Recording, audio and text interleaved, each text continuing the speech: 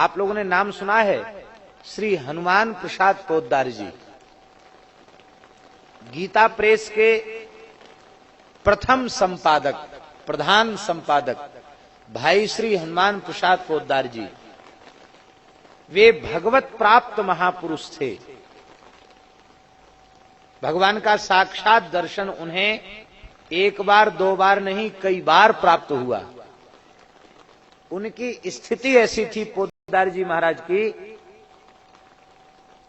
उनकी गृहिणी भोजन लेकर आई, थाली सामने रखी है, भाई जी का नाम स्मरण करते करते भगवान की लीला में डूब गए, समाधि लग गई। माताजी पंखा लेकर बैठी हैं, पूरा दिन हो गया बैठे बैठे, पूरी रात हो गई, 24 घंटे तक भाई जी की समाधि लगी रही। कहां तक है, शौचालय में गए, वहां लीला चिंतन शुरू, वहां समाधि लग गई।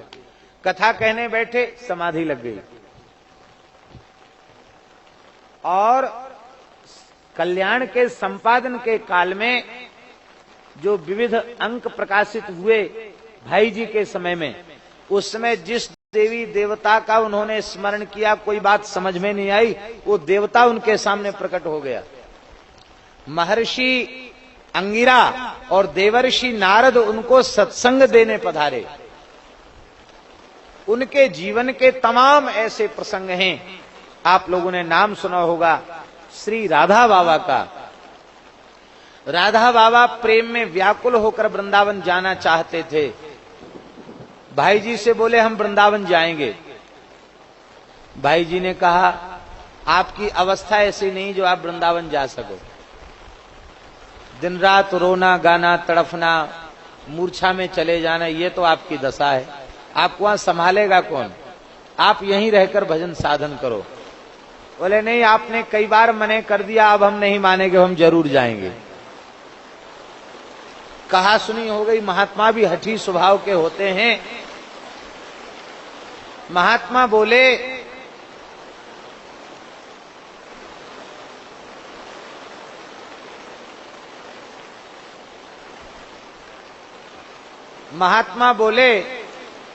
जितने लोग बैठे उतने लोग तो शांति से सुनो।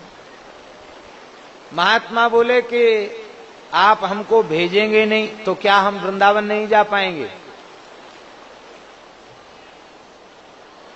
पैसा छूते नहीं थे राधा बाबा।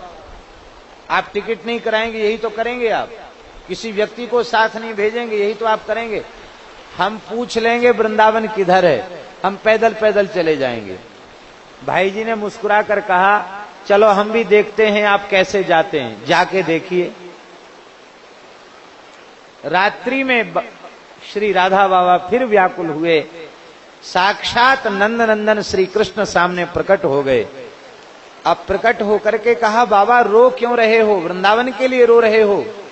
अरे तुम्हें पता नहीं है, हनुमान प्रसाद पोद्दार का देह चलता फिरता वृंदावन है, जिसमें मैं निरंतर लीलायमान रहता हूं, युगल का नित्य विहार होता है। हनुमान प्रसाद पोद्दार का हृदय चिद वृंदावन है और उसमें मेरा नित्य विहार होता है।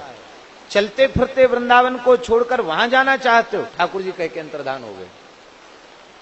अब बाबा ने रोना शुरू किया। रात भर रोते रोते सवेरे गए, भाई जी के निकट गए। भाई जी बाबा को प्रणाम करते थे क्योंकि वे गृहस्थ थे, वैश्य थे, और बाबा दंडी सन्यासी थे, विप्र शरीर था, इसलिए वो प्रणाम करते थे। बोले भाई जी अब आप प्रणाम मत करें। क्यों? बोले अब समझ में आया लोग आपको महाराज क्यों कहते हैं। लोग श्री पोद्दार जी को कहते थे श्री पोद्दार महाराज। आपको लोग महाराज क्यों कहते, आज समझ में आ गया। आप महान राज छिपाकर बैठे हैं, इसलिए आपको लोग महाराज कहते हैं।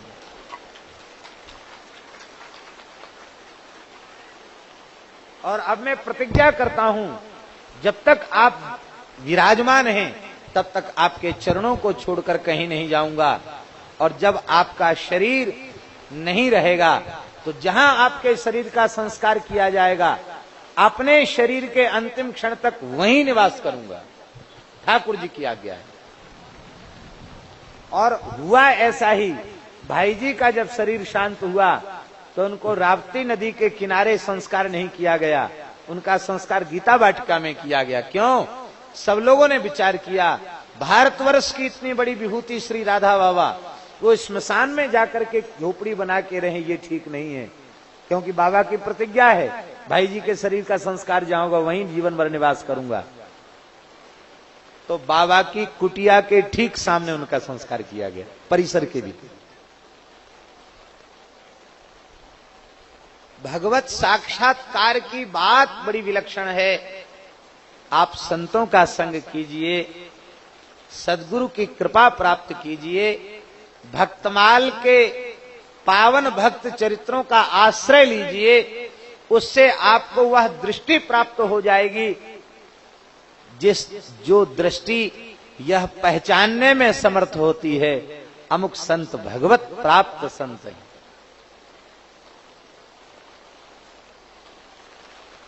एक व्यक्ति ने जाकर श्री हनुमान प्रसाद पोद्दार जी से पूछा, बोला भाई जी हमने सुना है आपको भगवान श्री कृष्ण का साक्षात दर्शन हो गया, आप इसके संबंध में क्या कहना चाहेंगे?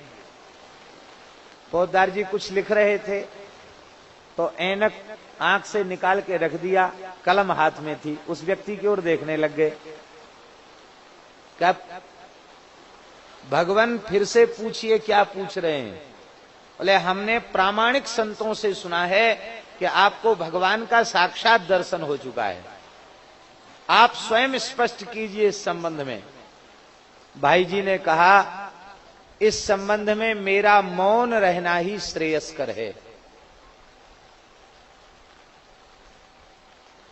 आपका प्रश्न हमें उत्तर अच्छा नहीं लगा। अरे हुआ हो तो कह दो हुआ हमको दर्शन, नहीं हुआ तो मने कर दो हमको दर्शन नहीं हुआ, लोग झूठा प्रचार कर रहे हैं। आप मौन क्यों कह रहे हैं कि मेरा मौन रहना ही श्रेष्ठ है? भाई जी ने बड़ा सुंदर उत्तर दिया और इस